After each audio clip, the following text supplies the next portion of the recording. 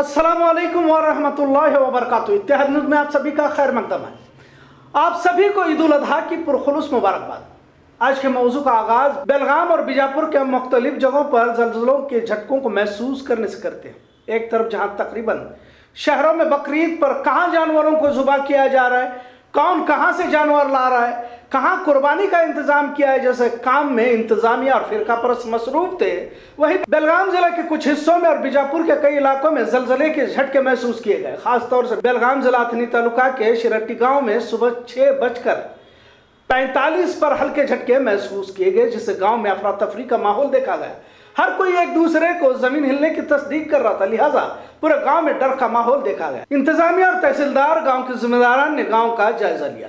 कुछ घरों को दरारें भी देखी गई, सड़क पर भी ज़लज़ले के असरात नजर आ रहे थे, लिहाजा गांव में 2 से 5 सेकंड तक जमीन हिलने की बात करते हुए गांव के लोगों को देखा गया। ज़लज़ले के माहिरीन ने भी इस बात की वजाहत करते हुए बेलगाम जिला और बीजापुर में ज़लज़लों की खबर को शाया किया है।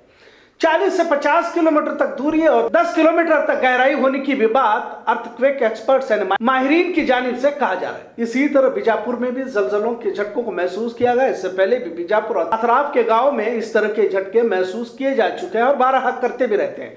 पिछले कुछ अरसे से भारत के मुख्तलिफ रियासतों में ज़लज़लों को महसूस किया जा रहा है। अगर पिछले कुछ महीनों की ही बात की जाए तो कोडगु हसन में महज 1 महीने पहले और शिमोगा, बागलकोट, गुलबर्गा, बेंगलोर और भी दीगर हिस्सों में ज़लज़लों के झटकों को महसूस किया गया और दर्ज भी किया गया। आज बेलगाम जिला अथनी में हुए ज़लज़ले भले ही 4.4 रिश्टर स्केल के हल्के झटके ही क्यों ना हो, पर आने वाले दिनों में भी इसका खतरा रहेगा, ऐसा कहा जा रहा है। इंतजामिया और कुछ आला अफसरान ने किसी तरह डरने की कोई जरूरत नहीं है ऐसा कहा तो है, लेकिन आज तक दुनिया में किसी ज़लज़ले को रोकने की ना तो मशीन बनी है और ना इसका इल्म किसी को है। कर्नाटक, महाराष्ट्र के साथ कई रियासतों में ज़लज़लों की वारदातें बढ़ती जा रही है। भारत में भी ज़लज़लों की तारीख रही है। अगर महज आज़ादी के बाद से ही ज़लज़लों का जायजा लिया जाए तो बड़े पैमाने पर बर्बादी के मंजर देखे जाते हैं। 2001 में गुजरात में तारीखी ज़लज़ला है जिसमें 10,000 से भी ज्यादा लोग मौत की आगोश में चले गए थे। 1993 का लातूर का ज़लज़ला भी बड़े पैमाने पर जानी और माली नुकसान का सबब बना। 2015 में ज़लज़ले का मरकज भले ही नेपाल था, लेकिन बिहार में इसका असर देखा गया। इसी तरह उत्तराखंड, हिमाचल प्रदेश, मध्य प्रदेश में भी ज़लज़लों में हजारों इंसानों की जान गंवानी पड़ी। बारिश का कहर हर साल रहता है। यह अलग कुदरती आफत का मुकाबला करने में भी दुनिया की कोई टेक्नोलॉजी अब तक बनी नहीं है, लिहाजा कुदरती आफत, ज़लज़ले, बाढ़, पहाड़ों का खिसकना इसके पीछे है। भले कोई अलग अलग अपनी राय पेश करता रहे, इंसान का भी इसमें दखल है। वैसे हर तरक्की भी इंसान को नुकसान की तरफ ले जाती है। फ्रिज बज़ाहिर हमें ठंडी चीजें फराहम करता है, लेकिन बासी चीजें खाने की एक तरह से आदी होते गए, जैसे सवारियां, एसी और सबसे बड़ा इस दौर का इनकलाब जिसे कहा जाता है, जिसने इंसान की जिंदगी का तवाज़न ही बिगाड़ दिया है, वो है मोबाइल।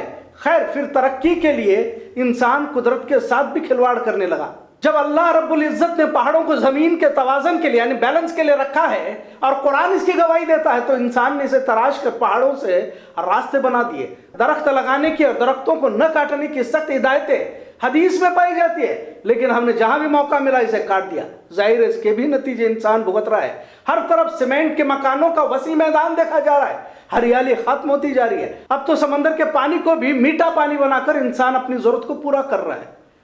बोरवेल के जरिए से जमीन के अंदर के पानी को भी खींचकर इंसान निकाल रहा है। ये तमाम चीजें तो साइंस भी कबूल करता है, लेकिन सबसे बड़ी वजह अगर कुरान हदीस की रोशनी में देखेंगे तो ज़लज़ले और कुदरती आफतें कसरत से उस वक्त पाओगे जब तुम अखलाकी तौर पर गिर जाओगे। इंसान को अच्छे की दावत और बुरे कामों से रोकने के लिए बनाया गया है, लेकिन यही इंसान जो अपने आप को ईमान वाला होने का दावा करता तो है, लेकिन तमाम बुराइयों के हुदूद पार करने लगता है तो खुदाए बरहक आसमान से अजाब भी नाजिल करता है। ये बातें भले ही कुछ लोगों को अजीब लगे, लेकिन जिस दौर का हम हिस्सा है वहां देख सकते हैं कि कितनी बुराइयां खुद हमारे अंदर पाई जाती है।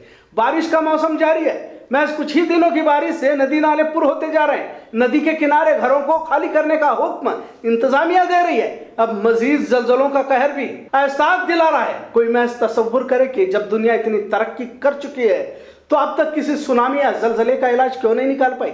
जाहिर है इतनी तरक्की के बावजूद भी इंसान बेबस है। इसका इल्म सिवाय अल्लाह के किसी को नहीं है।